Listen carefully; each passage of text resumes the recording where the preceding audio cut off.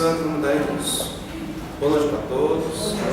Em nome do Pai, do Filho e do Espírito Santo. Amém.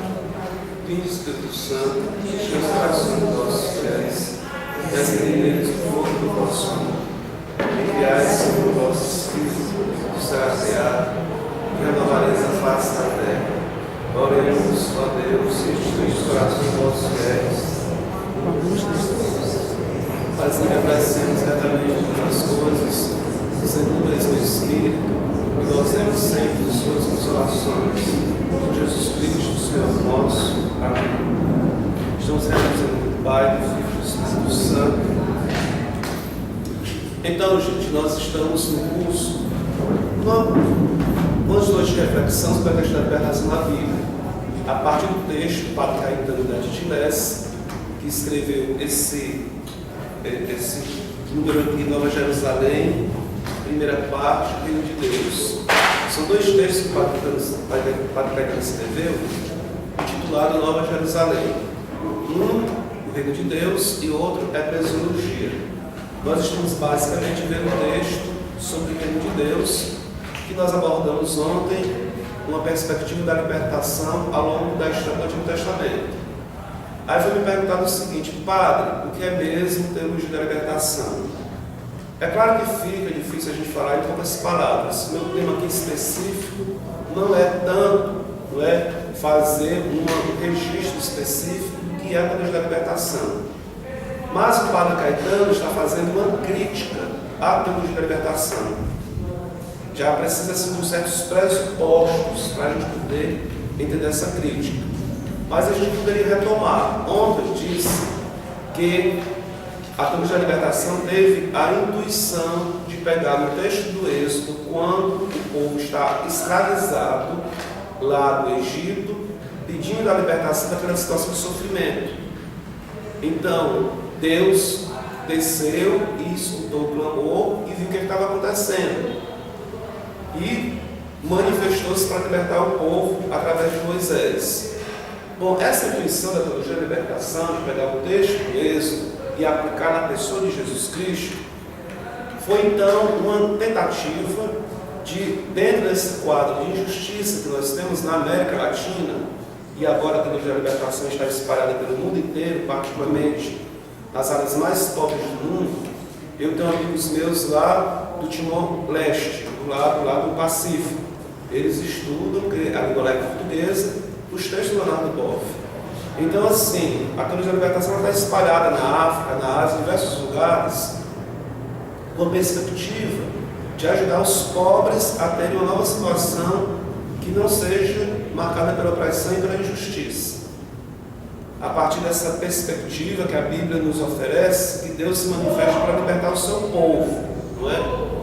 Bom, essa libertação, então, que a gente viu no Êxodo, não é uma libertação simplesmente pessoal, é uma libertação estrutural, porque é uma libertação que eles saíram do Egito para ter uma liberdade religiosa e uma libertação também política e econômica. Então, é uma libertação de estrutura.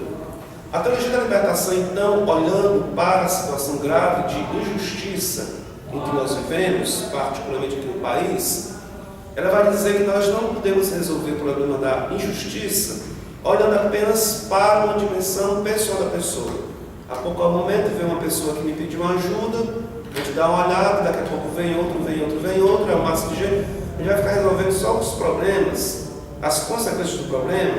Nós precisaremos rever a situação da estrutura do sistema da sociedade. Então, a teologia da libertação coloca uma dimensão da importância de uma mudança de estrutura para que possa haver mais justiça, mais divisão de renda entre a população. Então, a teologia da libertação também ela é uma teologia que se diz que foi gerada dentro da América Latina. É uma proposta que surgiu da América Latina. Nós temos várias teologias. E, normalmente, os centros de teologia são centros que pesam a formação cultural de estudo. É claro que num local como o nosso, onde a educação não é tão assim, vamos dizer, razoável como deveria se ter, você pega aqui uma situação. Eu me formei em teologia, fiz doutorado em História de Teologia, mas não com dinheiro do país da igreja local. Quem pagou os meus estudos foi a igreja da Alemanha, uma porcentagem de 10% foi da igreja daqui do local. Quer dizer, nós não temos muitas vezes, pelas nossas próprias fontes de renda, uma condição de aplicar, às vezes, estudo de teologia. A professora ainda também estava falando que quando ela foi desenvolver o estudo dela lá sobre a questão da Bíblia, ela não conseguiu bolsa pelo governo. Foi uma outra instituição de fora que foi dar bolsa para ela, porque o importante para cá é célula-tronco, é pesquisas de biotecnologia, de informática. Então, estudar teologia, para que um negócio desse, é como se não houvesse necessidade no país. Então, a Alemanha lá, ela tem dinheiro para pagar todas as áreas de estudo que eles precisam e dar pago para os outros de fora. Não é? Então, assim, é difícil uma situação como a nossa produzir uma teologia, já que exige recurso econômico de estudo para isso. Então, foi dito que essa teologia da libertação, ela nasceu na América Latina. O título foi um texto de um teólogo peruano chamado Gustavo Gutierrez, que batizou essa teologia voltada para a questão dos pobres, que foi pelos finais dos anos 60 e começo dos 70. Depois, vários outros teólogos assumiram a proposta do Gustavo Gutierrez de ver essa indicação de Deus que liberta, não é, o seu povo da opressão, e surgiram vários outros teólogos, que dentre eles são muito famosos. O Leonardo Boff, que era frei franciscano, que depois sofreu um processo pelos anos de 82 e 84, pela Sagrada Congregação da Doutrina da Fé. Foi pedido silêncio a ele, e depois ele não aguentou um novo pedido de silêncio e acabou saindo. Tem outro teólogo agora que sofreu processo pelos anos de 2006, 2007, que foi o João Sobrinho. Então nós temos uma pleiade, uma constelação, um conjunto de teólogos que vão todos nessa linha, de uma perspectiva de olhar a situação do pobre para poder conseguir um novo patamar de vida. Então nós temos, não é, o Gutierrez, então o Pablo Richard, temos Carlos Mestres, temos muitos teólogos aqui na América Latina e no Brasil. Em geral, os cursos de teologia que estudam os futuros padres, quase todos eles são marcados por teologia da libertação, porque os textos escritos de teologia são, em geral, por esses teólogos. Então, se você vai pegar um texto, é difícil você pegar um texto como esse do Padre Caetano, que faz uma crítica a esse modo de pensar, tá? Porque, apesar da proposta ser boa, do desenrolar da proposta tem algumas dificuldades, alguns detalhes ou grandes detalhes que são passíveis de observações e de crítica. Bom, então assim, no primeiro momento, nós podemos também dizer que essa é uma teologia que brotou da nossa realidade América Latina, como o pessoal fala. É uma teologia que surge daqui e depois vai para outros continentes, na perspectiva de olhar mais a situação do povo. Então a teologia da libertação também ela vai absorver, ela vai usar a filosofia marxista, porque normalmente toda teologia ela tem uma base de uma reflexão de pensamento. Ela se utiliza de filosofias. Por exemplo, Santo Agostinho, não é? Tinha muito uma leitura ligada com Platão. Você vai ter Santo Tomás de Aquino, que vai ter uma linguagem muito utilizada, relacionada com a base do pensador Aristóteles. Então, a teologia da libertação ela vai querer pegar a filosofia marxista para poder fazer uma apresentação de como poderia se estabelecer essa justiça.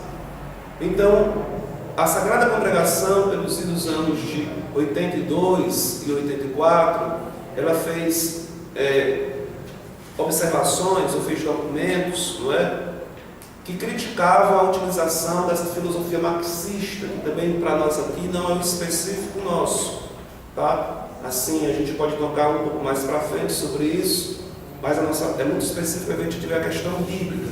Então vocês vão vendo que vai mexendo com várias coisas, vai mexendo com com a teologia, vai mexer com filosofia, mexe com a história da igreja, tá? Mexe com os dogmas da igreja. Tem várias coisas aí por trás. Mas por que então que uma teologia dessa, que tem um interesse de se voltar para os pobres, que é algo que todos nós, como seres humanos e cristãos, devemos olhar, e olhar para uma situação de mais justiça na sociedade, por que o Vaticano criticou ou processou os seus teólogos? A história que é vendida é que o Vaticano não gosta de pobre e que, por causa do problema dos pobres, processou o Leonardo Boff e processou o João Sobrinho. Que aí depois eu digo lá na faculdade, o problema do Boff e o problema de um outro teólogo, o João Sobrinho, não foi o problema do pobre. Seria uma coisa muito estranha a igreja não concordar com uma pessoa que se interessa por problema do pobre, que isso é uma marca registrada na igreja desde o começo da sua história. A igreja, quer dizer, o Vaticano, considerar simplesmente uma coisa política. Tem problemas dentro dessa teologia de ordem, não é? Cristológica. Quando a gente fala de cristológica, da dimensão da compreensão da missão do Cristo, e de ordem eclesiológica, eclésia, igreja, né? De compreensão da estrutura da igreja. Nós vamos tocar aqui algumas coisas, talvez, no encontro de amanhã, sobre essa questão. Então, nós temos aqui, não porque a igreja não gostou do pobre, é porque tem algumas coisas que são ensinadas sobre a pessoa de Jesus Cristo e sobre a igreja, que não fecha com o ensino do magistério eclesial. Então, nós temos boas intuições, mas no meio dessas boas intuições entram algumas coisas que nós dizemos que são bastante questionáveis. Então, retomando ontem, isso só para situar um pouco, que nós estamos numa crítica do texto do Padre Caetano à teologia da libertação, e que nós precisamos, assim, não é, nos situar que essa teologia corre solta por aí. Então, aqui mesmo, a teologia da libertação ela tem um braço nas comunidades eclesiais de base. Normalmente as comunidades eclesiais de base, não todas, mas em geral elas têm uma forma ligada à teologia da libertação. Hoje não se fala tanto de comunidade eclesial de base, mas nós temos as pastorais sociais. As pastorais sociais, em geral, elas têm um braço ligado à teologia da libertação. Se você for ver mesmo, as pastorais sociais que nós temos aqui na nossa arquidiocese, em geral, elas estão ligadas à teologia da libertação.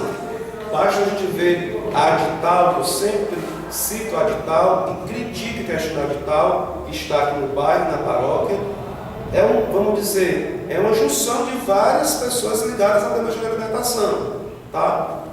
Bom, voltando então para o encontro de ontem, eu estive explicando, não é, que a intuição básica da teologia da libertação vem desse momento da libertação no Egito, onde Deus forma a primeira aliança.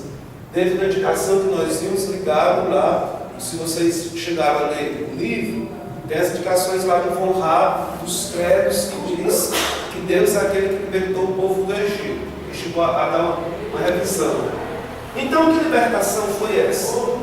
Que depois que o povo foi livre do Egito, caiu em novas formas de escravidão. É muito simples, simplesmente, eu pegar essa proposta aqui do que aconteceu no Egito, dessa libertação no Egito, e simplesmente jogar para a pessoa de Jesus Cristo. Se eu fizesse isso, sem olhar para toda essa história, que como nós vimos, aconteceu, se nós jogássemos em cima de Jesus Cristo, simplesmente aquela forma que jogasse aqui, estaria tudo muito ótimo.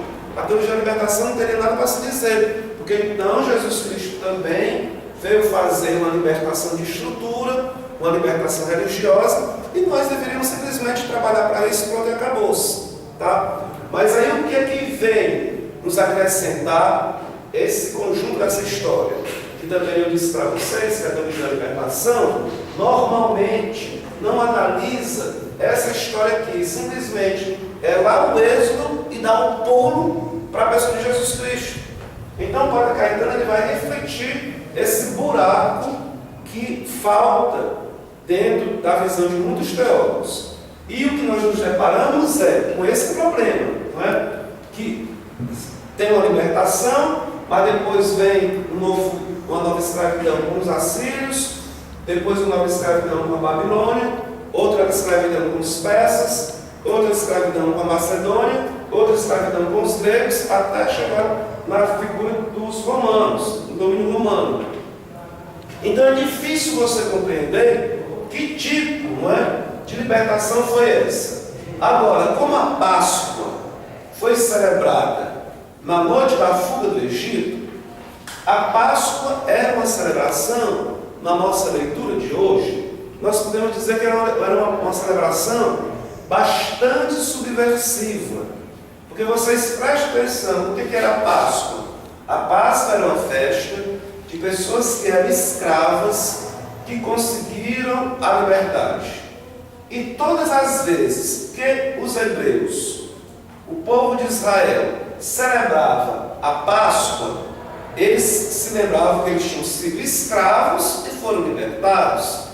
Então, sempre ao longo da história, a Páscoa se tornou um fermento de libertação em qualquer situação de opressão. Então, se eles estavam dominados pelo povo da Síria, e se eles celebravam a Páscoa aqui, é claro que nós já fomos escravos e conseguimos nos libertar. Por que nós não podemos nos libertar de novo?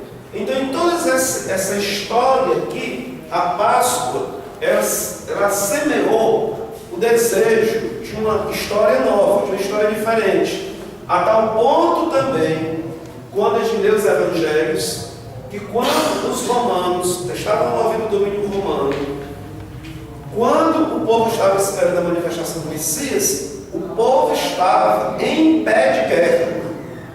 Todos os grupos estavam preparados com armas, porque no momento que o Messias se manifestasse, eles iam para cima, porque iria fazer acontecer um processo de libertação, onde aquele domínio ia ser jogado para fora. Então nós vemos então que a Páscoa, ela se tornou esse fermento de anseio de libertação. Vocês entendam bem, quando a gente fala libertação, não é simplesmente uma liberdade interior, seria uma libertação de uma estrutura nova de sociedade, do conjunto de coisas da sociedade, em que pudesse haver um novo patamar de vida para o povo. Então nós paramos aqui na figura de Jeremias ontem, não é? Que Jeremias, ele é uma figura, um modelo para a gente poder entender a figura de Jesus Cristo. Porque em um determinado momento, quando ele começa a falar a vontade de Deus, os oráculos de Deus que ele recebia, aqueles oráculos pareciam uma alienação. Não é? Como é que pode ser? Está querendo lutar e o profeta aqui está dizendo que é para a gente entregar as armas, não faz mais nada. Então ele estava sendo considerado a pessoa entreguista, fazendo jogo do inimigo. Então essa situação de Jeremias, ela é importante para nós, para poder também olhar para a figura de Jesus Cristo. O povo não entendeu o que Jeremias estava fazendo, qual era o plano de Deus, através do que Deus dizia, através de Jeremias. Como também, lá na frente, que a gente vai ver, quando o povo espera a libertação do povo romano, Jesus Cristo vai morrer na cruz. Então, que libertação foi essa que Nosso Senhor ia trazer? É como se Nosso Senhor tivesse desanimado o povo a lutar por essa estrutura melhor. Então, a figura de Jeremias, ela é muito importante. Além do que eu estive comentando, que Jeremias e Ezequiel foram dois profetas que fizeram a profecia da nova aliança. Os judeus, eles sabiam, a gente fala hebreu e fala judeu. Hebreu nesse período do Egito, e judeu, depois que termina o exílio da Babilônia, e que o povo volta para essa região da Palestina, eles passam a receber o nome de judeus. Os judeus, eles conheciam de cor essas profecias de Jeremias e Ezequiel, falando de uma nova aliança. Foram essas duas profecias desses dois profetas que prepararam de uma forma muito particular o povo para um momento novo. E muitas vezes, é claro, óbvio, evidente, que nós católicos, muitas vezes, nem sabemos se essas profecias existiram ou não. Jeremias, que como jovem pregou para o povo, ficou na Palestina, lá na Palestina ele fez essa profecia da aliança. Ezequiel, que era um sacerdote, ele vai ser exilado para a Babilônia. Diz que provavelmente os dois eram contemporâneos. E é estranho que nós não tenhamos registro dos dois se encontrando, mas Ezequiel, lá da Babilônia, profetiza a mesma coisa, então, que Jeremias tinha anunciado. Uma nova aliança. Por que essa nova aliança? Porque nós vimos aqui que a aliança era tipo um contrato que havia entre o homem e a mulher. Aquela mulher vai ser a mulher daquele homem, e aquele homem vai ser o homem daquela mulher. E os dois têm que viver esse pacto de fidelidade. Se houver uma infidelidade, a coisa só pode se resolver com o perdão de quem foi traído ou quem foi, que não, vamos dizer, que foi prejudicado pela falta de fidelidade. Então é dito que o povo de Deus foi atrás de outros ídolos, de outros deuses, de outros ídolos não, foi atrás de outros deuses, foi atrás de ídolos, e por isso traiu o pacto da aliança. Só poderia haver, de fato, essa reaproximação se Deus perdoasse o povo da sua infidelidade. É interessante que Jeremias, ele tem uma das profecias mais pesadas que eu considero, no seu capítulo, no seu 16, o de Ezequiel, tem uma das profecias que eu considero mais pesadas de crítica ao povo de Deus. A gente é estranha que um profeta fale dessa maneira. Não sei se eu vou conseguir encontrar agora, se eu não conseguir encontrar. Exatamente. No Ezequiel 16, 25. Ezequiel 16, 25. No capítulo 16. Ele vai fazer umas críticas mais pesadas que eu posso talvez encontrar dentro do Antigo Testamento em relação ao povo de Deus, porque nós temos Osés, quando fala, o profeta, né? Nós temos os profetas menores, a comparação do povo de Deus com a prostituta, mas aqui também Ezequiel vai apresentar o povo de Deus como a prostituta, porque o povo era como se fosse a mulher de Deus, e quando ela procura outros deuses ou ídolos, vai viver uma infidelidade. Só que ele é bem pesado. Ele diz que o povo de Deus é que nem uma prostituta que está com as pernas abertas para oferecer ao primeiro que passa. Então, ainda diz mais: as prostitutas recebem pelo menos presente dos seus amantes, e esta dá presentes para os que lhe procuram. Ele ainda diz que o povo de Deus é pior do que as prostitutas na sua prostituição em relação à idolatria, porque o povo de Deus, quando ia lá no altar de outros deuses, levavam presentes, oferendas, quer dizer, em vez que a prostituía levar presentes para o povo, era o povo que levava presentes para os seus amantes.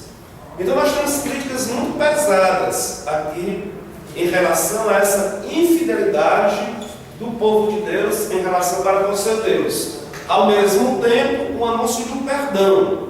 Deus vai perdoar as mazelas do seu povo. Deus vai perdoar as infidelidades do seu povo. Vai lavar o coração com água pura. E vai ser então, eu serei o seu Deus e eles serão o meu povo.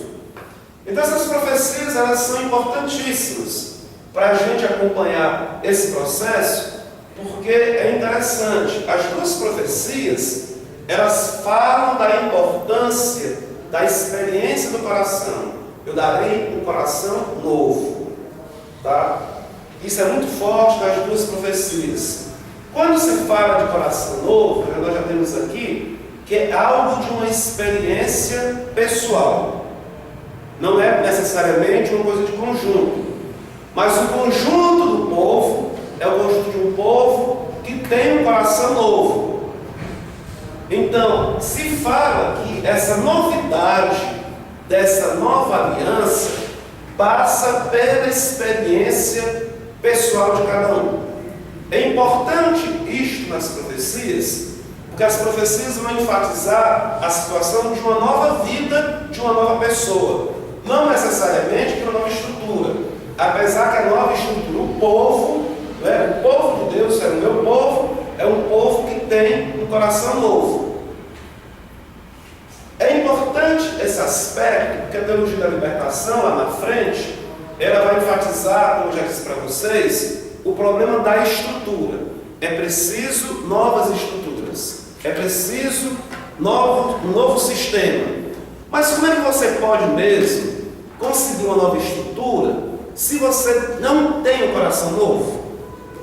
Se você realmente quer estabelecer uma nova estrutura, mas você permanece uma pessoa velha, é claro que essa nova estrutura, por mais estrutura que seja, não vai funcionar. Nós temos muito isso agora, por exemplo, na política brasileira. Política brasileira, nós tivemos alguns, eu tive, não sei vocês, né? Estou falando por mim. Ou muitos por aí tiveram a expectativa que o PT fosse ser um sinal de uma política diferente. Chegaram ao poder, está havendo um julgamento que está sendo dito, que é o maior escândalo da história da República, de corrupção. Quer dizer, chegaram ao poder, chegaram numa estrutura, mas não tinham um coração realmente novo. Quer dizer, será que adianta também você estabelecer novas estruturas, se você não tem um novo modo de pensar? Se você não tem esse novo modo de pensar, você provavelmente vai cair nos mesmos vícios dos outros. Então, nós temos dentro dessas profecias algo muito importante, que é a dimensão pessoal dos indivíduos. Também nós temos um teólogo da libertação, que é muito famoso, chamado Combray, que viveu aqui muito tempo na Paraíba, num seminário chamado de agricultura. Ele pegava na enxada para trabalhar com os padres na agricultura e na enxada. No geral, da enxada que era dita. Combray me falou uma coisa interessante, que ele dizia: a teologia da libertação ela se preocupou muito com as estruturas. Vamos mudar as estruturas. E esqueceu de trabalhar a dimensão pessoal. Isso também é um outro problema que nós temos dentro dessa reflexão. Às vezes a gente pode trabalhar muito a necessidade de uma conversão pessoal e esquecer a dimensão mais ampla e estrutural. E também nós podemos pensar muito a dimensão estrutural e deixar de lado a dimensão pessoal. São duas coisas que deveriam caminhar juntas. Talvez a renovação carismática hoje ela tem uma perspectiva muito da renovação pessoal, e a teologia da libertação lá muito a dimensão estrutural. E o Combray vai dizer então que faltou dentro da teologia da libertação pensar essa situação do indivíduo, ele abordando a questão que nós vivemos marcados com a mentalidade de individualismo, que exponencia, aumenta demais os direitos do indivíduo a prejuízo da comunidade. Não é? Tem um outro pensador que é chamado Karl Jaspers, que é uma figura que eu gosto muito de citar dentro dessa problemática aqui. É um alemão, Karl Jaspers. Ele é um filósofo, ele era psicanalista, era um filósofo de linha existencialista, e ele dizia o seguinte, uma coisa que eu acho muito interessante aí. Ele diz que tudo o que acontece na história passa primeiro pelo indivíduo. Primeiro pelo indivíduo. Nada que existe por aí que está sendo feito ou não está sendo feito, dos processos que estão se construindo, se destruindo, passaram assim, foram coisas que foram gestadas à toa. Não. Primeiro foi alguém que pensou e esse processo foi sendo desenvolvido. Nós podemos pensar aqui na situação das grandes guerras, da Segunda Guerra, como o nazismo, por exemplo, pensado por Hitler e desenvolvido por ele, levado às massas, como todo aquele problema da guerra envolvendo a sua pessoa, passou primeiro pelaquela figura do Hitler. Então, assim, o Jaspers, um pensador, não é?